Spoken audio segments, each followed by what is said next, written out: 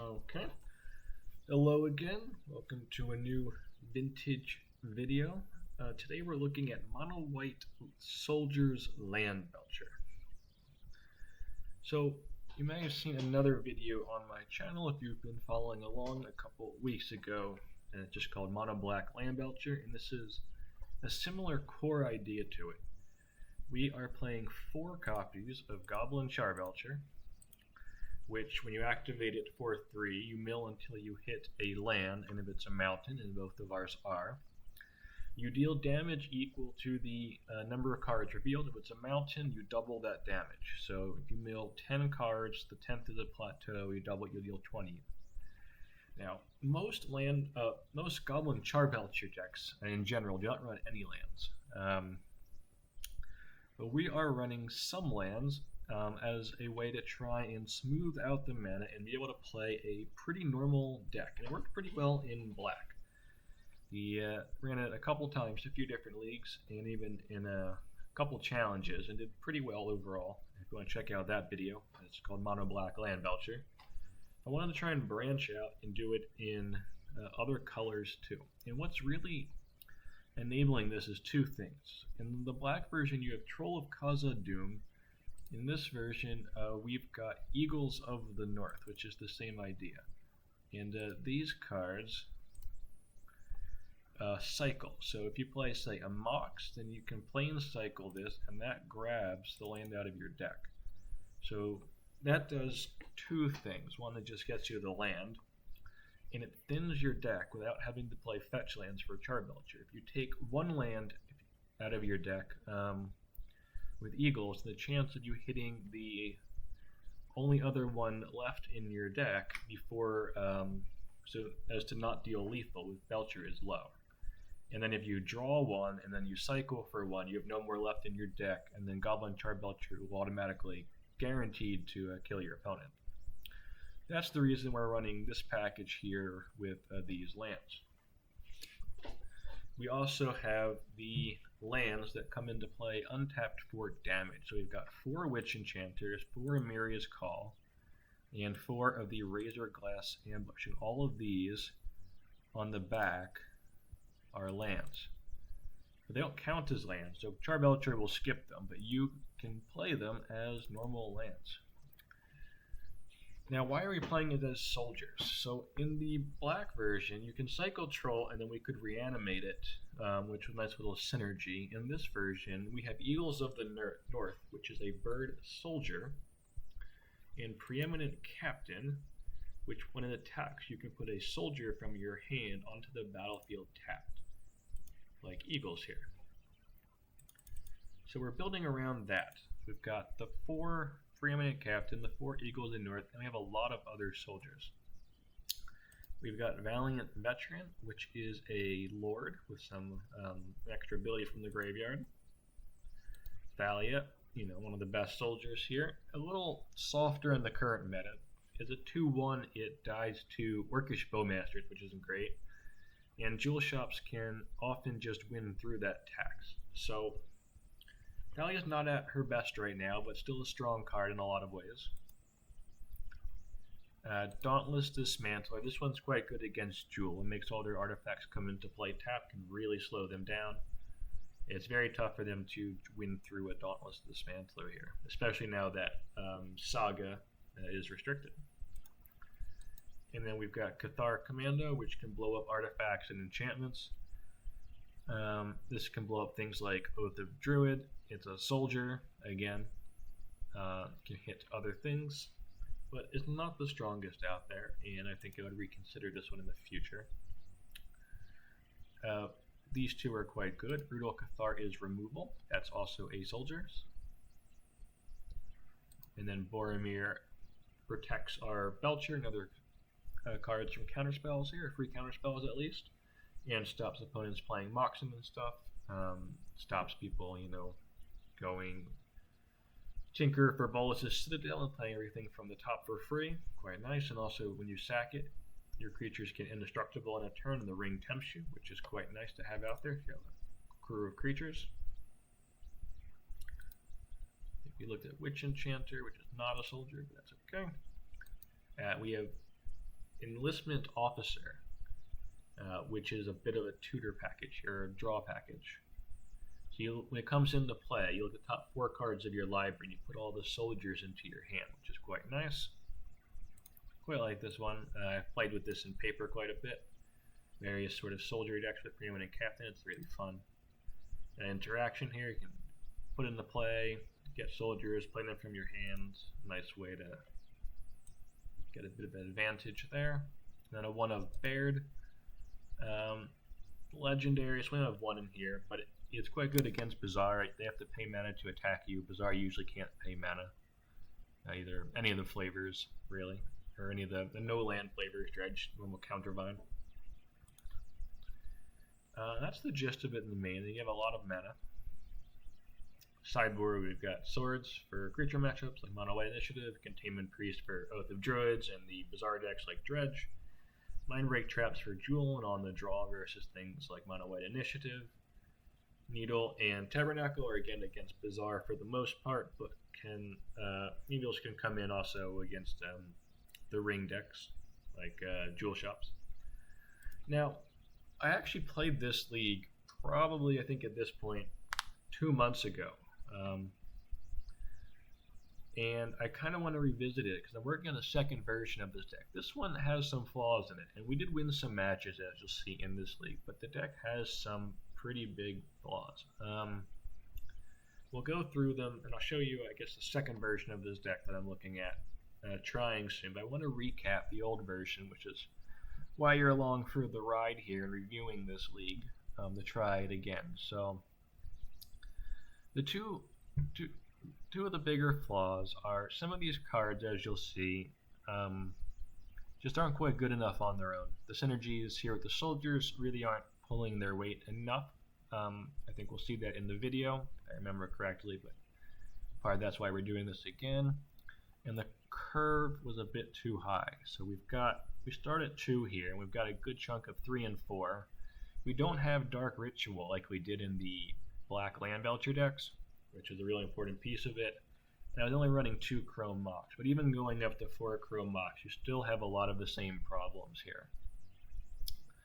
So I think the solution to that is something along the lines of playing a much lower curve deck with individually stronger cards. So before we jump into this league, I'm going to quickly show you where I'm at with the new version of the deck. Definitely not finalized yet.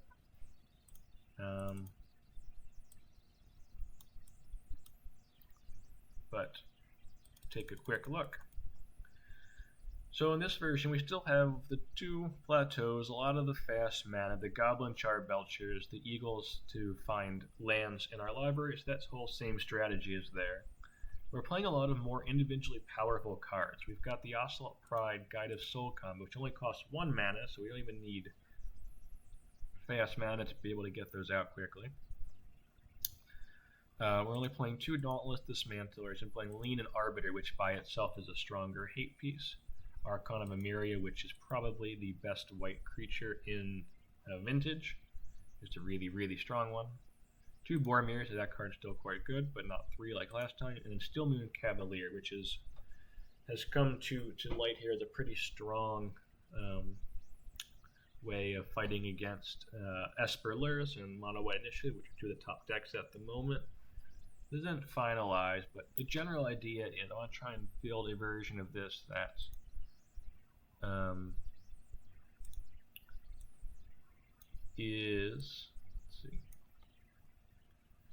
better than the last version. Let's take a look at the league then. Alright, so we're starting off at round 1 of the league here.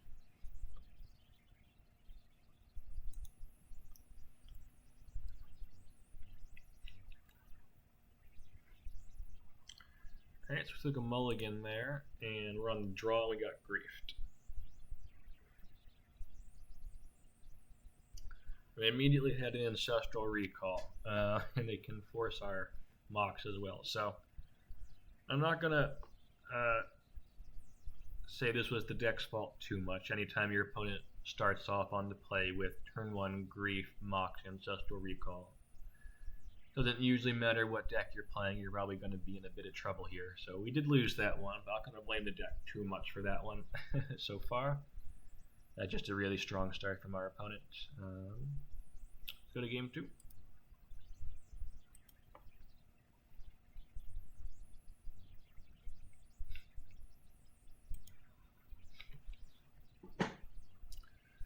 Alright, have to take a mulligan here, and so we're seeing sort of the problem here is we have some cards in our hand here that do things, but we didn't find the fast mana for it. We don't have any turn 1 plays. We're just going land pass after a mulligan, which is not where you want to be. And our opponent just goes for an absolutely crazy start here again, and we just couldn't do anything. So yeah, so more fast mana, lower curve, and again, those were just two really incredible hands from our opponent there. We probably would lose with almost everything, but it does illustrate the point here of where we try and need to get the deck to. Alright, so we're going to go to round 2 here. Match 2.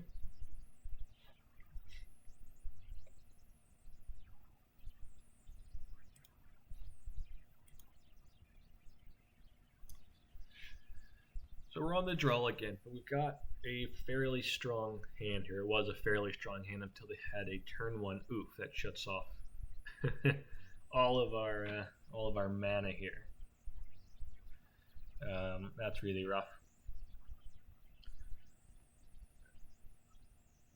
So I think that specific line there for any version of this deck is going to be tough, but having some swords in the main, some more swords could be an option here. Definitely something that I should be considering, I think, for the next version of this deck.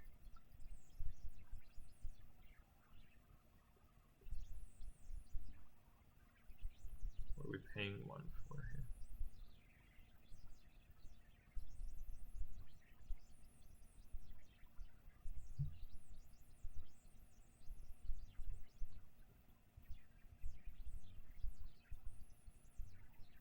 I think we just scooped, yeah. So let's go to game 2.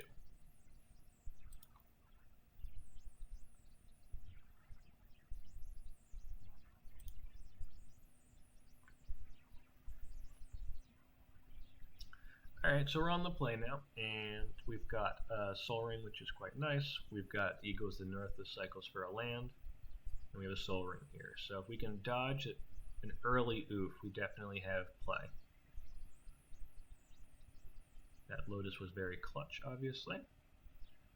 The Enlistment Officer then looked at cards and lets us find all these soldiers off of it.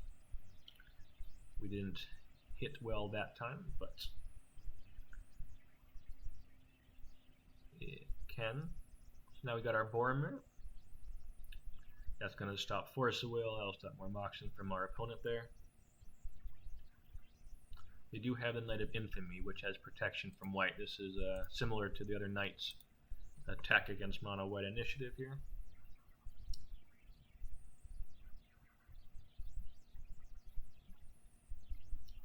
We got our preeminent captain in.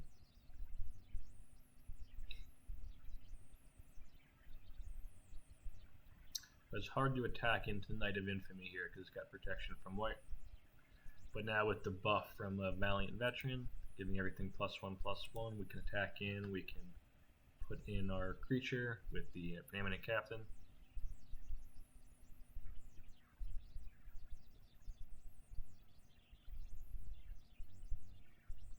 And we sack the Boromir to get everything indestructible, which is quite good. And then play another Boromir. That was a good game. Our game plan really came together there. We got all the synergies lined up. Preeminent Captain dumping creatures in, Valiant Veteran attacking. I think Enlistment Officer whiffed, but otherwise they would have found more stuff for us, or at least dug towards more soldiers, even if it didn't anything. Bear didn't do anything, but was still damage that we could put in, and then Boromir obviously really great in being able to protect our crew there. Okay, so let's go to game 3.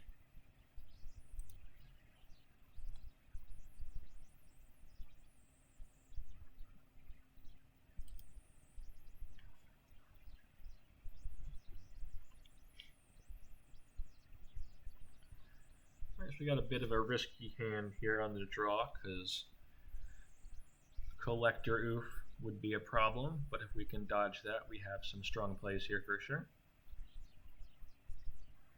And we drew a Force, which is okay. We've got another Boromir.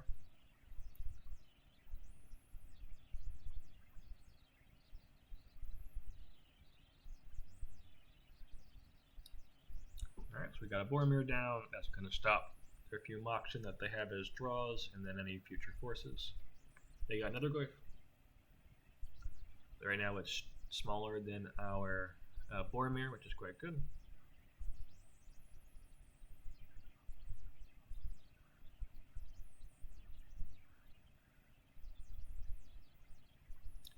We can play the Goblin Charbelcher now, so starting to see the Belcher side of the deck in action here.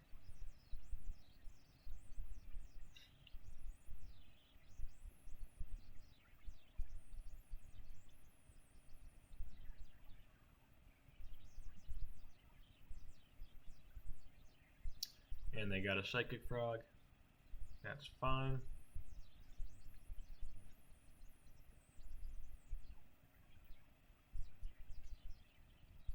We're just going to activate our Belcher and see how this goes.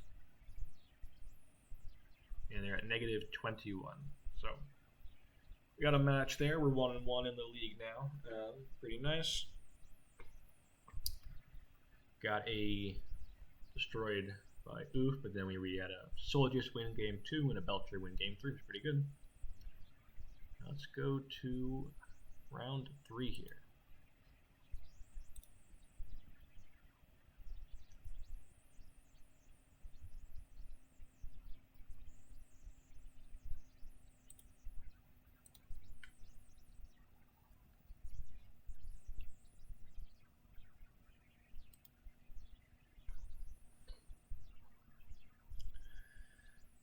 Alright, we got a Mana Crypt hand. That's some of the better openers we can have. Coupled with the Witch Enchanter as a land, that gives us 3 mana. It's nice to get Boromir's down early to protect the rest of the team.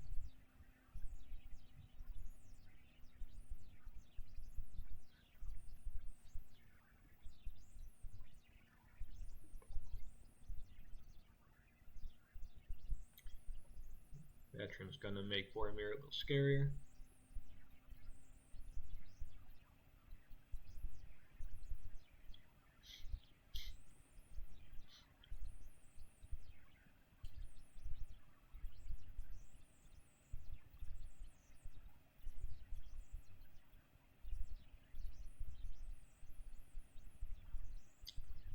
Black Lotus is a nice draw that lets us do a couple of things this turn. Listman Officer finds us a Baird. Play another Valiant Veteran. Now we have our pretty big crew. Boromir is up to a 5/5 now. Opponent looks like they're on a Fast Bond deck, and I'm guessing the explorations are more copies of Fast Bond. Yep, with the Bazaar here and probably Loams, so they're trying to find their combo here before the soldiers get them. Pop out their graveyard here. This is a pretty graveyard reliant deck. We also have the Dark Depths combo, as you can see.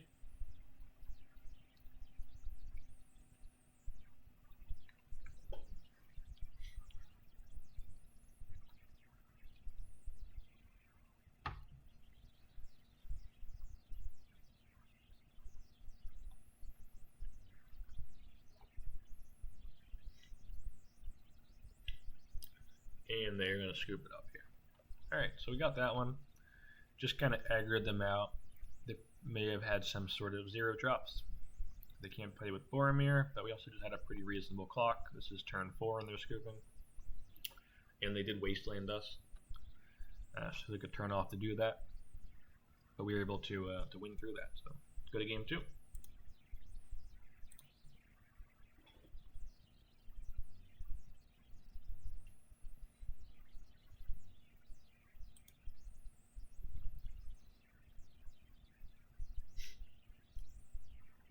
So we gotta take a mull, but we've got a faster hand here, and Cathar Commando can be used to blow up some of their more important enchantments in the deck. So it's quite useful in this matchup, so I think I'm pretty happy to get that down early.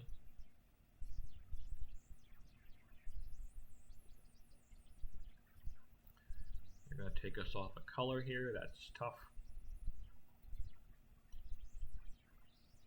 So we have the Razor Glass Ambush, but they play Life from the Loam here, so I'm trying to hold it. Play around Wasteland, we just play it out, they can just hit it right away, and we don't have anything to play with the Brutal Cathar. Now, there is a case to just play the Brutal Cathar to speed up the clock, because if they don't play something, they'll just flip, which it would have there, because they didn't play anything, any spells. When it flips, it's a 3-3. But holding it now lets us, if they try and main phase a Dark Depths to play around Wasteland or Needle or something, then we can eat it with the Brutal Cathar. And we're about to get, it looks like, rewarded here, because we have the Cathar now that we saved.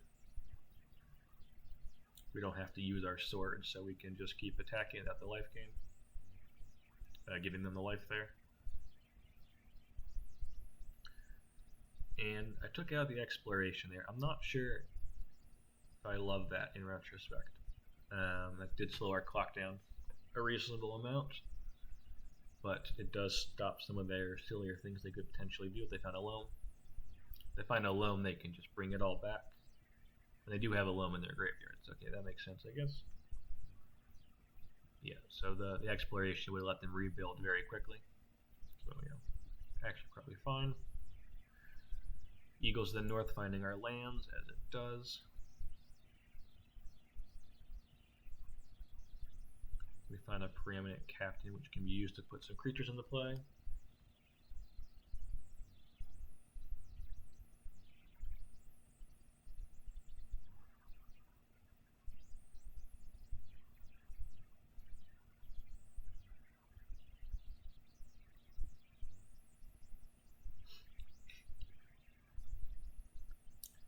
And they're packing it up. Soldiers got there, with the big star being the Brutal Cathar side of this, which removed the big Dark Depths token, which was quite good.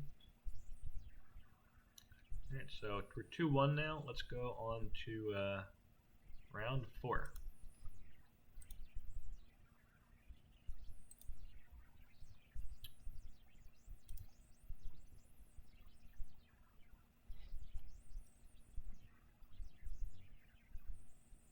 Alright, we're up against J.A. Aliso here, a really tough opponent who top-8'd Eternal Weekend Prague this year for Vintage.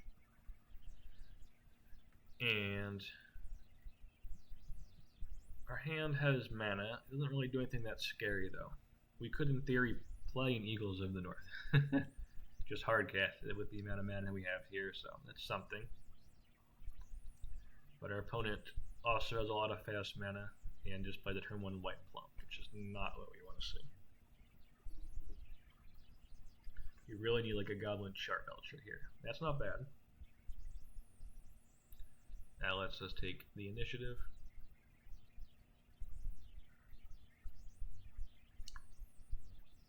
We don't have a land to grab, but just having initiative is quite good.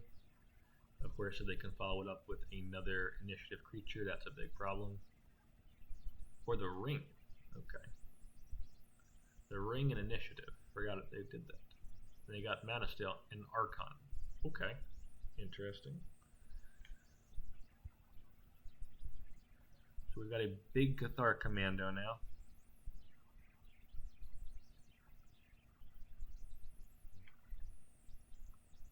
Can't swing though, or we can, but wouldn't do anything because of the ring protection. We can't block the Archon, so they do get the initiative back.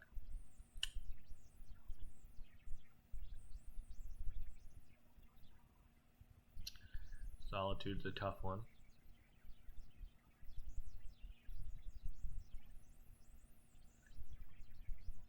I haven't seen the ring be played much lately in the initiatives. This looks pretty good for the ring here. I wonder if that maybe should be something that they try again in that list. It seems pretty good here.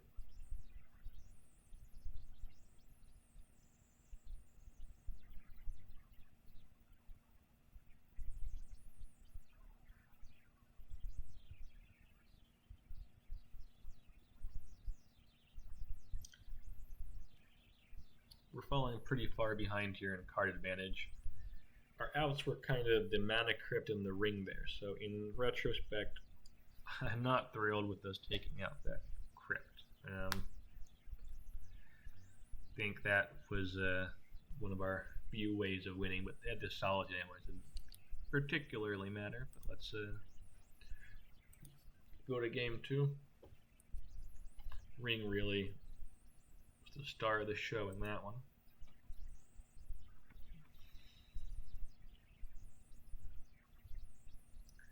Alright, so we just do Oblivion here and quit. Now, I think this really illustrates one of the problems the deck I'm trying to fix, where if we get good fast mana and the ability to play something scary turn 1, it's great, but a lot of the deck's hands can't really do that, and that's just something that needs to get fixed here. Now that is a problem as well in Mono White Initiative, but they have Ancient Tomb, so they have more ways of getting things out early. This deck doesn't, because we're only playing the 2 lands because of Goblin Char Belcher. So we need to lower the curve, I think. And this game really illustrates that, what I'm trying to do in the new version of this. Alright, so last match here. Let's see how this went.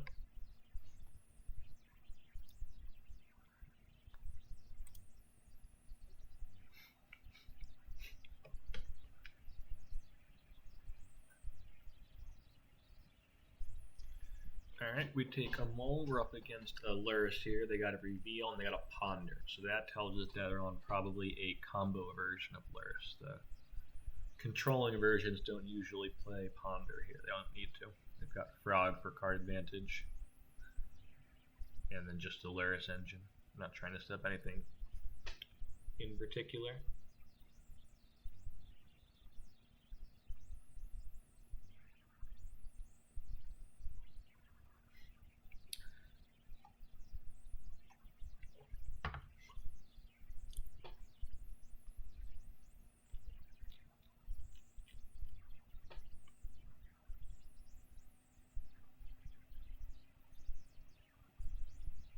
So we can go turn 1 Enlistment Officer here, and that lets us rebuild, which is pretty nice. Assuming nothing gets countered.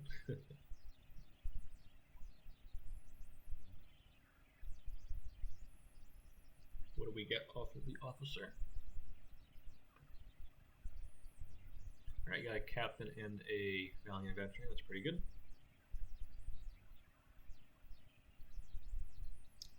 But again, they're the combo version of the deck, and they definitely could just go off here before we get our Dismantler down.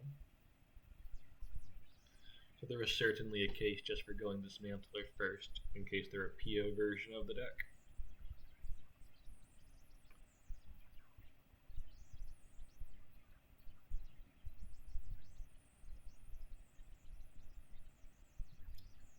But if we can find a white source here, we can double spell next turn and put on a reasonable clock. Just the Dismantler by itself is not going to beat the Lurrus PO version of this deck, so it does need some help.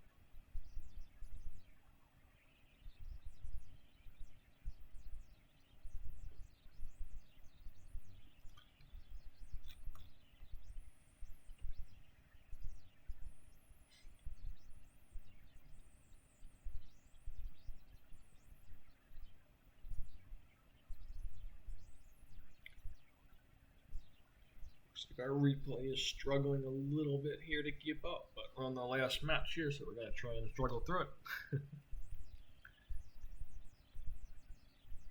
Alright, what you got? They got a Frog. That's interesting. They've got Ponder and Frog together in the same deck. Not super common. Not bad, I would say. I mean, Ponder's a great card, even in a more controlling version of the deck. You can find your removal or your counters, whatever you need, or just an engine. Obviously a great card, stable of Legacy, but the typical Lurrus control decks usually rely more on the just the bigger engines here like Frog.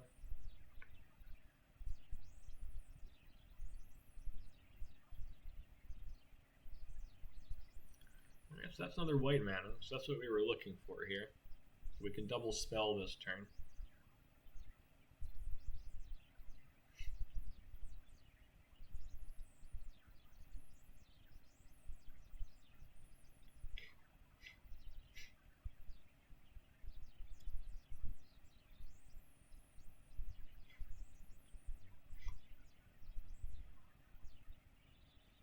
What did we go for? I think got the Valiant Veteran, the pump here, and the Preeminent Captain.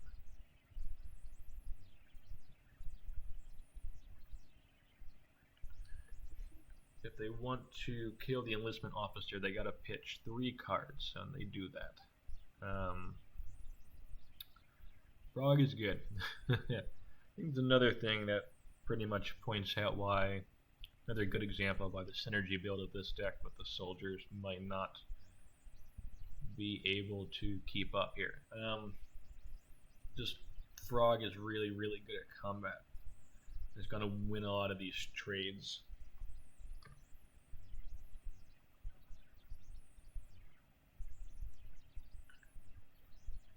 You got to go really wide of Frog or remove it. They got Luris in here. That lets them bring back Lotus. If Frog ever died, they can bring it back. And they got Bauble to start looping for draws. Treasure Cruise is a tough one here. We get the Dismantler down. That stops the Lotus to some extent, which is nice. But they're going in pretty hard here on the attacking. And we've also got our Crypt to deal with.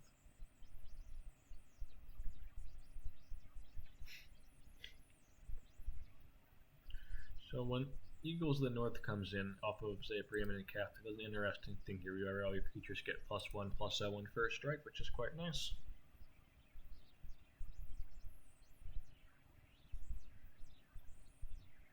Including itself. So we actually got a pretty big swing there. Especially when it's pumped with the Valiant Veteran. And we can put our Dismantler in. We're still in trouble here. Yeah, but it's and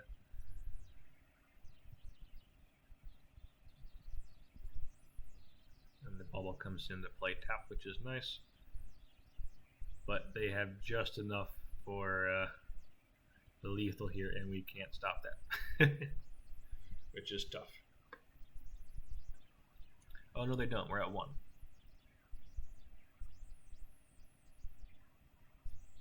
Oh, and they pinged us with orcs. Okay. That's brutal. Last card, drilling off the Frog, orcs to beat us. If it was a land, we just swing back and win. So that was tough. But I guess that is a point for the synergy version here. That was actually quite a nice turn. Being able to hit with the Eagles there. Everybody pumped up with the Veteran. That was pretty nice. I will. You got him off the enlistment officer. That worked out quite nicely. That was a bit unfortunate. Frogs, this is craziness. And they drawing the exactly what they needed here. They needed an orc to kill us or a time walk to go and do it again. Really. They can't draw off the bubble because it comes in tapped. So a little unfortunate, but yeah, I mean, our deck was going off flying colors, doing its thing, going crazy, and we lost to just a very, very standard turn of play Frog, play Luris, win. So definitely something to think about. But it was fun. Let's go to the next game here in round 5.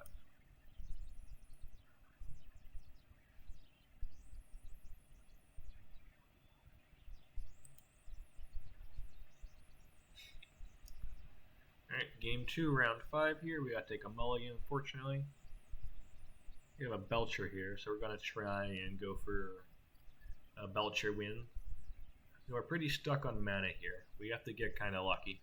But on a multi 6 against Luris control, going for lucky I think is okay. We go to 5 and we just probably get buried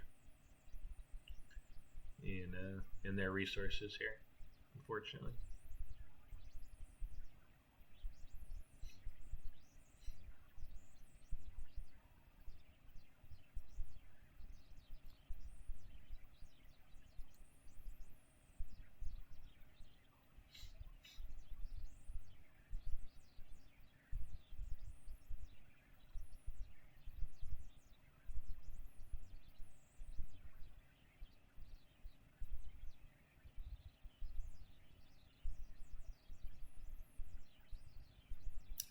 And that's a real tough recall there. That makes it we're only 1 mana. We can play the Goblin Char Belcher here, and then we're only 1 mana away from actually activating it. But off the recall there, the chances of them not having a counter spell are real tough. So I think we just played the Preeminent Captain here, but maybe we should have just gone for the Belcher. It's hard to say. I feel like the chance of them not having a force were just low there. But I can see that being argued either way.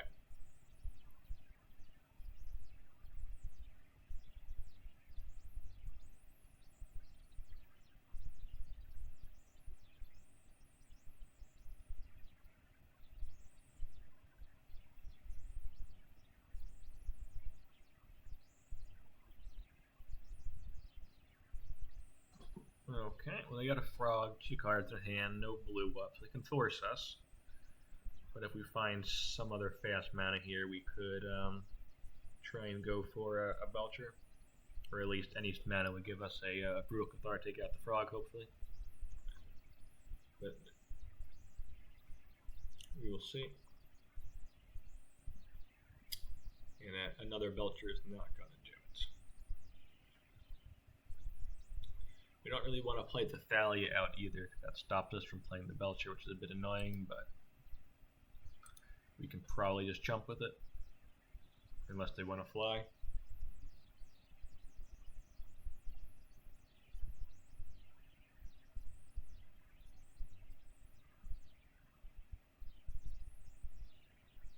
That bought us a turn there.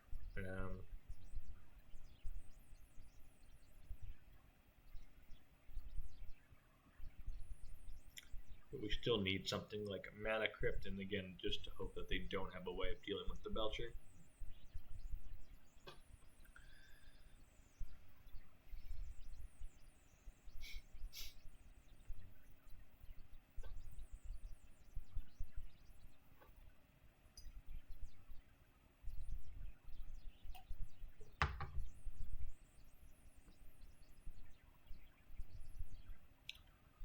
Come on.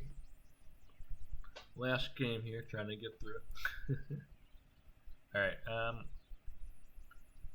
we don't find what we need here, so I'm just going to call it here, because the replay is being a bit slow. So we end up, overall, 2-3 in this league. We got some matches wins here. It wasn't a complete disaster. I don't consider a 2-3 a really bad league. I mean, sometimes you're even with the best decks, you're gonna have leagues that are you don't get your full set of play points in your chest, and that's fine. So it really wasn't a bad league, but I think it illustrated some issues here that I think are important to address in the second version of this deck, like I talked about in the intro here. So a lot of it, I think is interesting and I like the Belcher package with the lands that aren't really lands, that let you play kind of a normal game plan with the fast mana, and then the card like Eagles of the North, or the other versions of this one like Troll and the Black Land Belcher list, which I've got a video of from a couple weeks ago on the channel that was quite good. With that, I like that whole package. I think the soldiers are interesting. I really like soldiers. I play kind of preeminent captain sort of decks in paper from time to time in Legacy. I think definitely trying to look at more of a version of this that's just good creatures could be pretty interesting. So more along the lines of Mono White Initiative, without the initiative creatures, of course, because we don't really want to play basic land.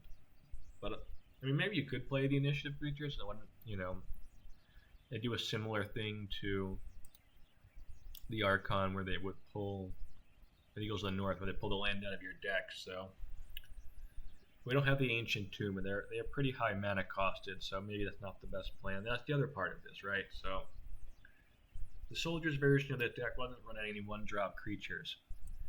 Here we've got 4 1-drop creatures I'm thinking of, and this is a pretty strong package. I played this before, another video on my channel for this combo that works out pretty well. We got Swords here. I'm adding in Vexing Bauble as another 1-drop. And then we've got a good chunk of 2-drops still. I think Lean and Arbiter is a good card just on its own sometimes. Dismantler still, which is quite good. I think this whole package of creatures is quite good. And then on our top end here, we've got, this is a land, but you can actually do things, but mostly going to be a land. Our top end here is just at 4. The only thing is Belcher. In the other version of the deck, we got Enlistment Officer, and we have the Baird. I think slimming this down just to have the Belcher as the 4-drop is probably the right play here. So maybe something like this in the future. I think it was good to revisit the this deck and go over it before I try the next version of the stream. But if you are interested in seeing the other version, let me know. If you got any ideas, let me know in the comments. And thanks for tuning in. Bye.